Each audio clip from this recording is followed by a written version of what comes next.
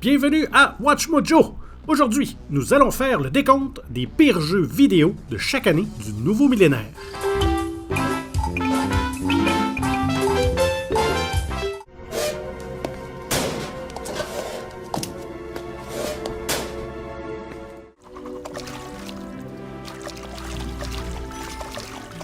Pour cette liste, nous sélectionnons le jeu le plus mauvais de chaque année de l'an 2000 jusqu'en 2020. Faites-nous savoir dans les commentaires lequel de ces jeux vous a déçu ou fait rager de plus. Et maintenant, place à la liste.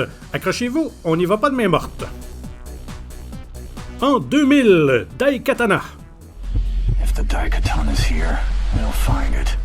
Après avoir fait Doom et Quake, le célèbre concepteur de jeu John Romero était prêt pour quelque chose de nouveau et s'est mis au travail pour développer Daikatana. Malheureusement, le jeu très attendu, qui a été retardé pendant plus de 3 ans, s'est soldé par un échec retentissant à sa sortie. Ian Storm avait une culture de travail apparemment toxique et un taux de rotation élevé, ce qui n'a certainement pas aidé. Le gameplay du jeu était répétitif, ça ne fonctionnait pas toujours correctement, bref, Daikatana a été démoli par les critiques et boudé par le public. Si les publicités du jeu n'avaient pas été aussi arrogantes, comme celle qui disait que Romero allait faire de vous sa petite eh bien peut-être que le résultat final aurait été plus pardonnable.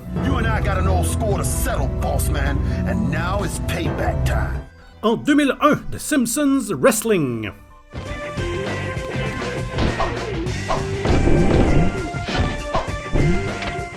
Il est clair que les Simpsons ne sont plus aussi populaires qu'ils l'ont déjà été, et ça, c'était déjà vrai en 2001. Pensez-y un peu, la série a commencé en 1989. S'ils ont déjà été originaux, innovateurs et surtout très drôles, c'est maintenant chose du passé. Et bien sûr, tous ces qualificatifs sont complètement absents de ce jeu de la PlayStation 1 dans lequel les citoyens de Springfield participent à un tournoi de lutte professionnelle. Voir les personnages de la série s'en foutre plein la gueule en faisant des sauts et des rebonds dans tous les sens peut faire sourire, mais ce n'est pas très amusant à jouer. Et les graphismes ressemblent à ce qu'on pourrait faire avec MS Paint. C'est donc un jeu à éviter absolument.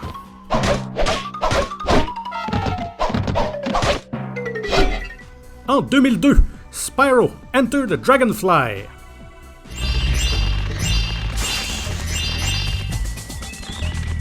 Les jeux Spyro originaux d'Insomniac avaient grandement aidé à populariser la première PlayStation. Ils avaient également donné à Sony une mascotte mignonne pour rivaliser avec les nombreuses stars de l'écurie Nintendo. Il y a malheureusement eu dérapage lorsque Spyro a fait le saut sur la PS2. Aucune innovation n'était offerte, sinon celle de rendre le jeu désagréable à jouer. La liste des plaintes, elle est assez longue. Le jeu était trop court, les contrôles étaient mauvais, le son inconsistant, un manque de contenu, framerate incohérent, mauvaise détection des collisions, temps de chargement interminable, sans parler des nombreux autres bugs. En 2003, Big Rigs Over the Road Racing. On s'entend que des gros camions semi-remorques ne sont pas des véhicules nécessairement faits pour courser, mais dans les jeux vidéo, tout est possible. Malheureusement, Big Rigs est si mauvais que c'est à la limite de l'insulte. Les circuits sont mal conçus, les adversaires agissent de façon complètement ridicule. Sérieusement, il y a même des fois où ils ne bougent même pas. Il n'y a aucune détection de collision, vous pouvez faire marche arrière à la même vitesse que par en avant. C'est épouvantable. Le jeu a maintenant un statut culte grâce à de nombreuses vidéos sur YouTube se moquant de ses défauts. Reste que Big Rigs figure également sur de nombreuses listes des pires jeux jamais programmés.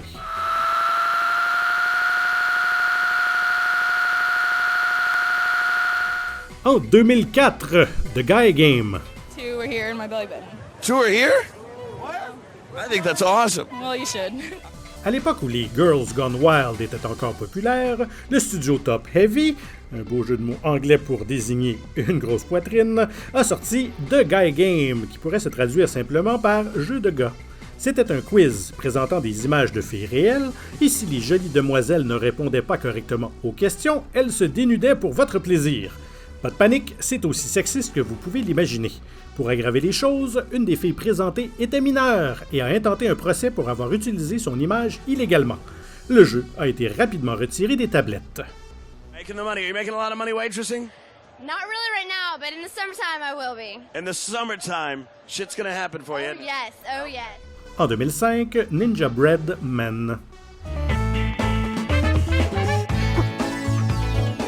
Ce jeu coûtait la modique somme de 20 € et vous volait littéralement une heure de votre vie que jamais vous ne pourrez récupérer. Si vous me demandiez de vous dévoiler une seule caractéristique positive, je ne saurais franchement pas quoi répondre. Vous pouvez sauter partout peut-être? Sérieusement, il n'y a aucune originalité dans ce jeu. Le monde de bonbons est caricatural et insignifiant, le gameplay morne et sans intérêt, vous devez ramasser des parchemins pour pouvoir ouvrir des portes pour pouvoir aller ramasser d'autres parchemins. Pourquoi? C'est pas un soulagement. Le développeur Data Design Interactive a fait faillite en 2012 et la suite annoncée a été annulée. On l'a franchement échappé belle.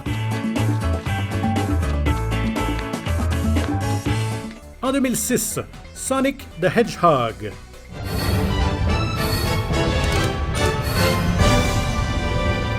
Sonic a connu des moments difficiles au cours des ans, mais aucune de ses aventures n'est plus tristement célèbre que Sonic 6. Sega voulait non seulement relancer la série, mais aussi commémorer le 15e anniversaire de la franchise. Ce qu'ils ont livré était une horreur qui échouait à tous les niveaux. Entre les temps de chargement trop longs et le mauvais système de caméra, il y avait également des problèmes de stabilité et de contrôle. L'histoire ne faisait qu'empirer les choses car elle comportait une intrigue inutilement compliquée de voyage dans le temps, mettant en vedette Sonic et une princesse humaine qui semblait tomber en amour. Sega a retiré le jeu de la vente en 2010, mais ils ne peuvent malheureusement pas effacer les traumatismes que le jeu nous a donnés. It all depends on me. En 2007, Vampire Rain. We have just received contact from the Advanced Recon team located at Point E9, sir. They report that everything is set for the extermination team. La série Metal Gear Solid a longtemps été une des plus acclamées et influentes dans le domaine des jeux vidéo. Pas surprenant que beaucoup ont essayé de la copier, mais très peu y sont parvenus. Vampire Rain est l'un de ses pâles imitateurs. Les joueurs jouent le rôle d'un espion qui ressemble étrangement à Snake, mais c'est contre des vampires que vous vous battez. Le concept soi-disant original est que les vampires sont affaiblis par la pluie, d'où le titre. Le jeu est ridiculement difficile parce que même affaiblis, les ennemis sont toujours capables de vous tuer en un ou deux coups après que vous ayez vidé 2 ou 3 chargeurs contre eux. Alors, pourquoi continuer à jouer? Eh bien voilà, il n'y a aucune bonne raison. C'est très mauvais. What the? En 2008, Wii Music.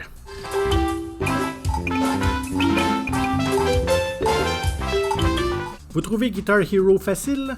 Attendez de jouer à Wii Music. L'épouvantablement mauvaise démonstration du jeu à l'E3 de 2008 aurait dû servir d'avertissement. Le gameplay est en fait pire que ce qu'on aurait pu croire. Vous n'avez qu'à vaguement agiter la Wiimote au rythme des chansons.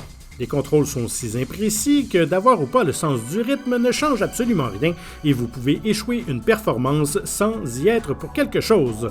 Et je ne parle même pas de la variété des chansons qui était franchement décevante. En dehors des thèmes de Mario et de Zelda, il n'y avait à peu près rien d'intéressant.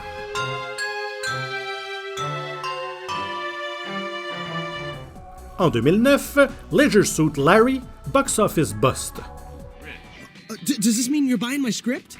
Ah, voici un excellent exemple de l'art de se mettre les pieds dans les plats.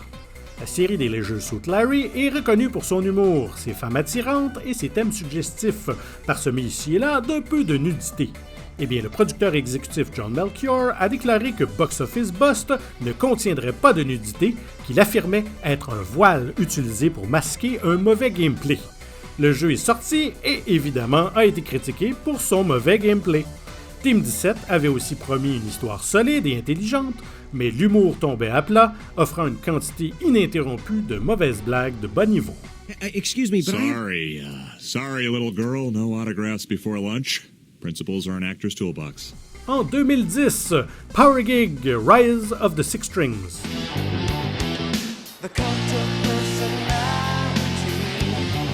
Guitar Hero et Rock Band nous ont donné d'innombrables heures de plaisir.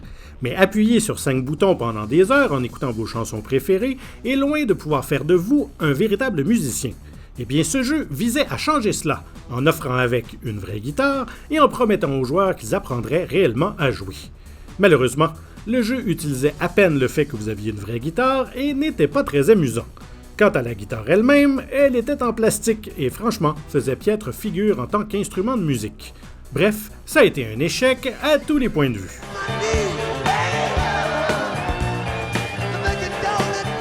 En 2011, Postal 3.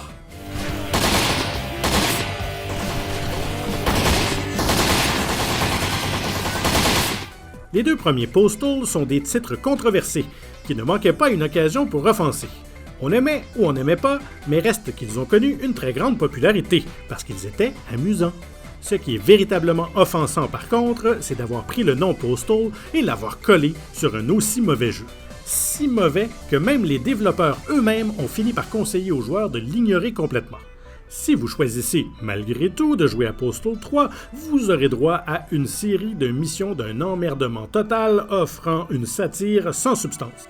Le seul côté excitant du jeu est de voir combien de temps ça va prendre avant qu'il ne fasse planter votre ordinateur. So make sure any lethal weapons you brought along stay in your pants. You attack anyone with lethal force, the cops will arrive and pop a cap in your eye. En 2012, Amy.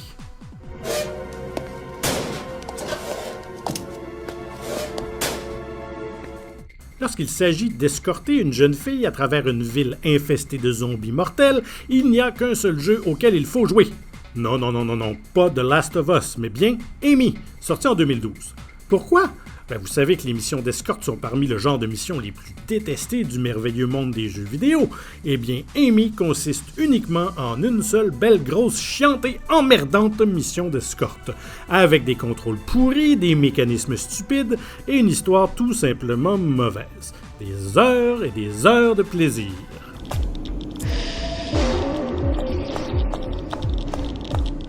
En 2013, Ride to Hell Retribution.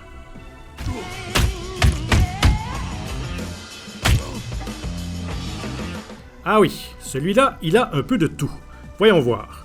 Gameplay brisé et répétitif. Monde linéaire ennuyeux, commandes médiocres, graphisme daté, modèle de personnage laid à mourir, animation moche, écriture médiocre, voix ridicule, intelligence artificielle inexistante, scène de sexe gênante.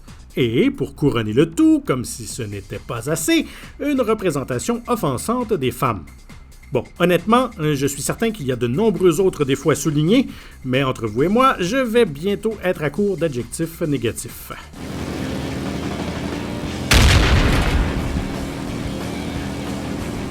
En l'an 2014, Sonic Boom Rise of Lyric. Oh, Sonic! You know what's better than an ambush? An ambush with ice cream? That sounds delicious. But no! The post-ambush ambush! Pauvre petit Sonic. Avoir 2 titres dans cette liste est assez honteux, mais ce n'est pas de notre faute si pour chaque bon jeu Sonic, il y en a 2 horribles. Rise of Lyric a été conçu pour être une préquelle à la série animée Sonic Boom. De par ce fait même, fans de longue date et nouveaux venus ont été confus par l'histoire compliquée pour rien. Mais le plus gros problème restait le gameplay lent et fastidieux. Ironique pour un Sonic, non?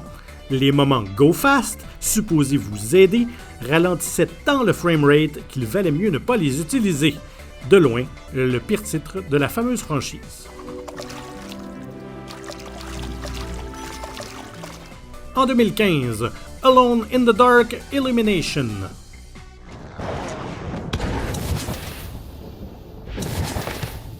La série Alone in the Dark a démarré en force, mais depuis le premier jeu, ça n'a pas arrêté de se gâcher, pour aboutir finalement à Illumination. Un jeu coopératif pour 4 joueurs à la Left 4 Dead, vous devez tuer les mêmes ennemis qui respawnent sans cesse, collecter leur butin, rincer et répéter. Il n'y a vraiment rien d'amusant dans ce jeu, et vous vous trouverez le plus souvent à rôder près d'un lampadaire plutôt que d'explorer, parce que les ennemis sont sensibles à la lumière. Bref, c'est un jeu qui mérite amplement toutes les mauvaises critiques qu'il a reçues, et on parle d'un score métacritique de 19. Ça en fait des commentaires négatifs. En 2016, Ghostbusters.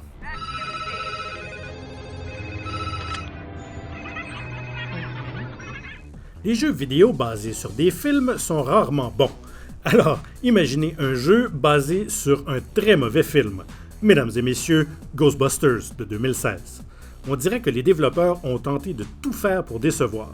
Si, par un fait que je ne saurais m'expliquer, vous avez aimé le film de Paul Feig, vous n'aimerez pas nécessairement le jeu car il offre inexplicablement une équipe de casseurs de fantômes différente et anonyme.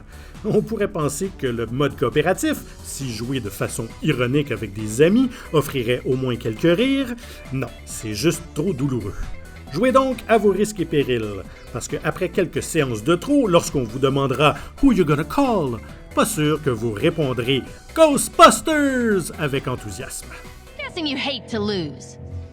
2017, Vroom in the Night Sky.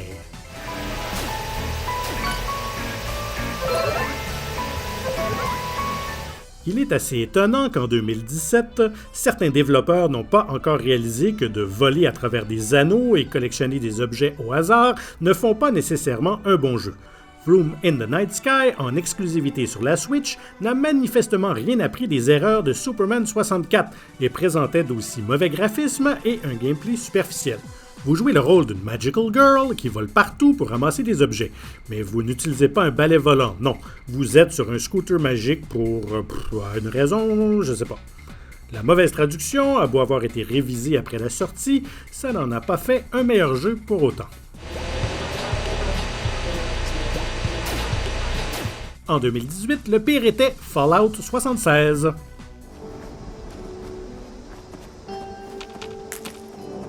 On pourrait écrire un livre entier pour décrire tous les problèmes qui affligeaient Fallout 76 à sa sortie. C'était de loin le jeu de Bethesda avec le plus de bugs, sans même parler des problèmes de serveurs incessants. Les choses ont empiré lorsque la salle des développeurs à l'intérieur du jeu a été découverte par des hackers qui ont rapidement commencé à revendre les objets virtuels qu'ils y avaient trouvés sur eBay. Le jeu est peut-être jouable de nos jours, mais en 2018, son lancement a été une véritable débâcle. L'édition pour collectionneurs, qui coûtait la faramineuse somme de 200 € contenait des sacs en nylon bon marché plutôt que les jolis sacs en toile promis. Mais le véritable bonus ajouté était la moisissure trouvée par certains joueurs sur les jouets de collection. Ça, c'est encore plus dégoûtant qu'un mutant de la Wasteland. En 2019, Anthem.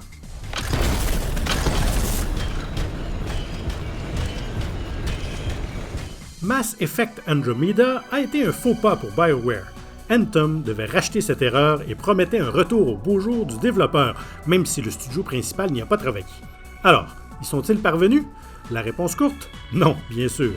Hormis la myriade de bugs à sa sortie, y compris un problème si grave qu'il pouvait complètement bousiller votre PS4, le jeu était tout simplement inachevé.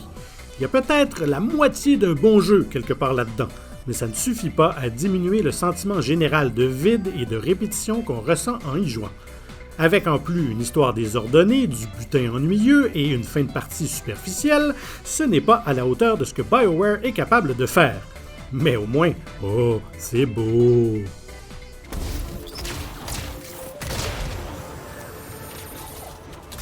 Allez, c'est le moment de vous abonner à notre chaîne si ce n'est pas déjà fait. Ça nous motive grandement à vous offrir d'autres top 10 ou des top 20 ou 21 comme aujourd'hui. Et cliquez sur la cloche pour être averti de la sortie de nos nouvelles productions. Et le pire jeu de 2020, Crucible. Information is power. Enter Detect Mode to help you locate Crucible's dangers and objectives. Et non, ce n'est pas Cyberpunk 2077, car CD Projekt a reconnu ses torts et travaille à améliorer son jeu. Maintenant qu'ils y parviennent ou non, est une autre histoire. Mais dans le cas de Crucible, c'était le premier gros titre original publié par la division des jeux d'Amazon, qui avant ne faisait que des jeux pour tablette. Supposé compétitionner avec des titres comme Overwatch ou Team Fortress 2, Crucible n'a jamais su se distinguer du lot. Le jeu a l'air banal, sonne banal et n'offre rien de spécial. Il est sorti le 20 mai et les réactions ont été si faibles qu'Amazon a remis le titre en bêta fermée. Mais le 20 novembre, à peine 6 mois après son lancement, les serveurs ont été officiellement et définitivement fermés. Meilleure chance la prochaine fois.